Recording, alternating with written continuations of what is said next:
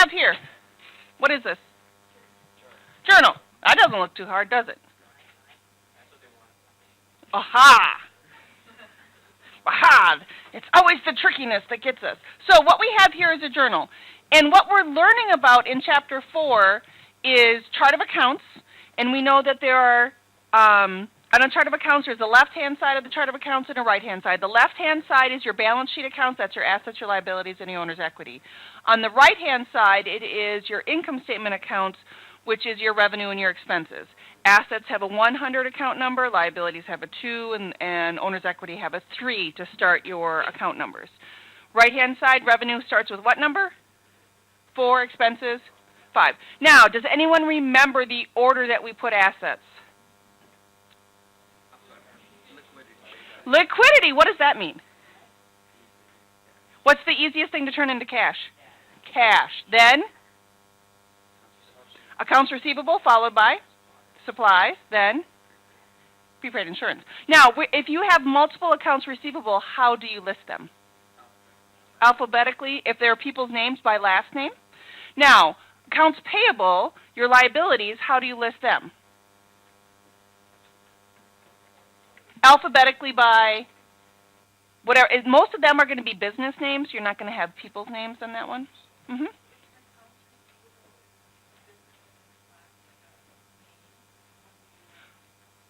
Give me an example.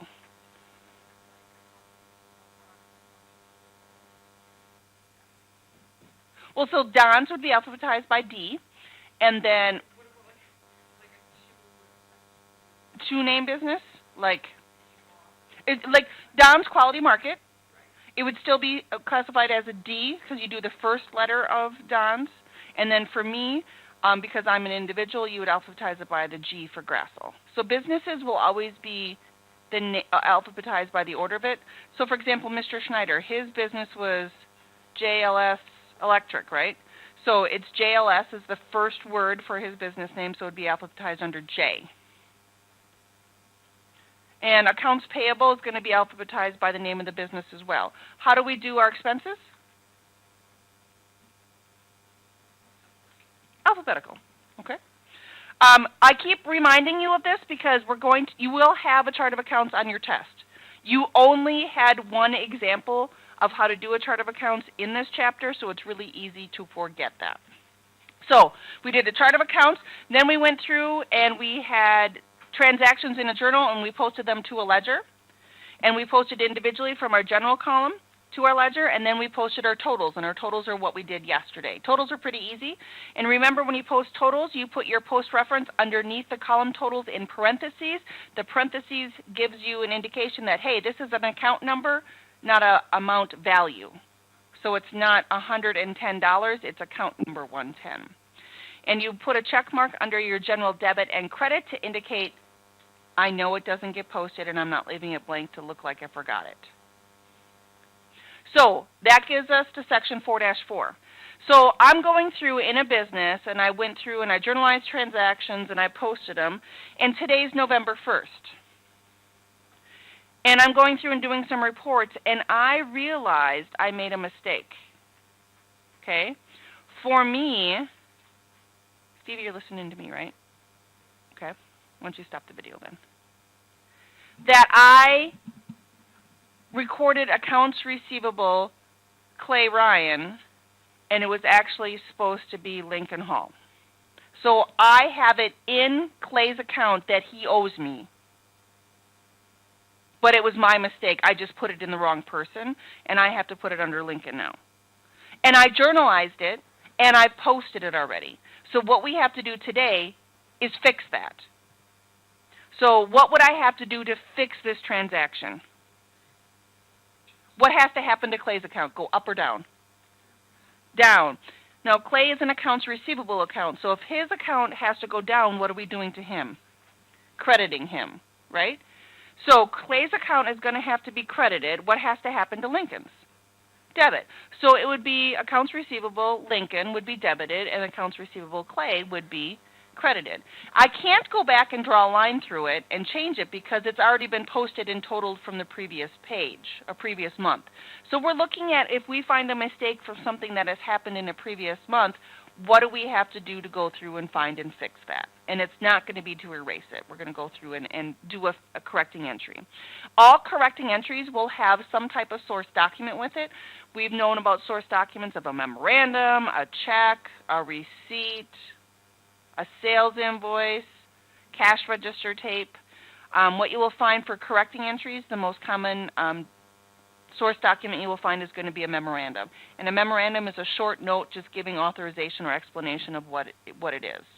So an accountant just can't go in and be like, oh, these numbers aren't right and I'm just going to fix it. There has to be some type of documentation with it. The same thing will hold true when we go through to fix things for the Thunder Zone. So we go through and we count our inventory and we realize that we are short a water bottle. We counted it up, something happened, a water bottle walked off. Do you think that happens in businesses? So we have to go through and we have to do a correcting entry for our inventory, and we would go through and put in a memo saying that we did adjusted inventory based on our inventory account on this day. So we don't just remove it without having some documentation that goes with it. So let's journalize some transactions. This shouldn't take us too long to do. So you should find your Work Together 4-4 is available to you. Our instructions read, the journal is given below. Your instructor will guide you to the following example.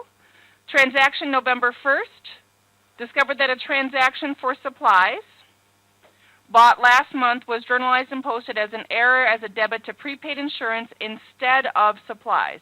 So basically what we have to do, this is like a word problem. Don't you love word problems? Everyone's like, that's my least favorite thing in math class, right? When we read this, just like when I talked about the difference in our example in class between Lincoln and Clay, which account was affected that should not have been?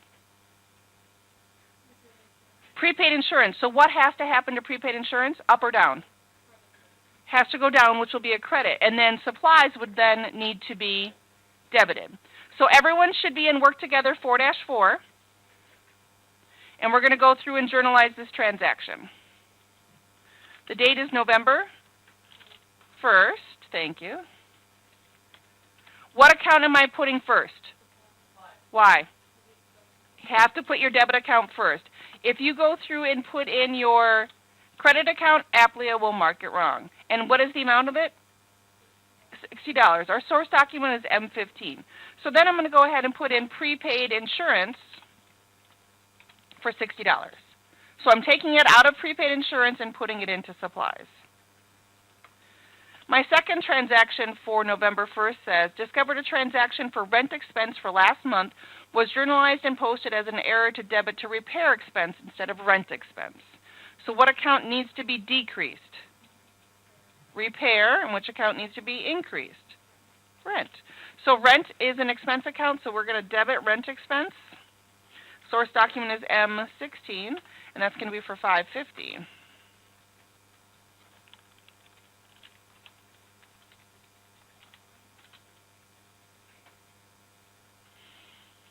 Go ahead and then work on the on your own. You will see this is set up as what type of an assignment?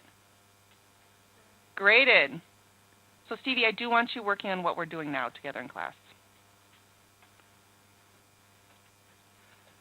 Try that on your own.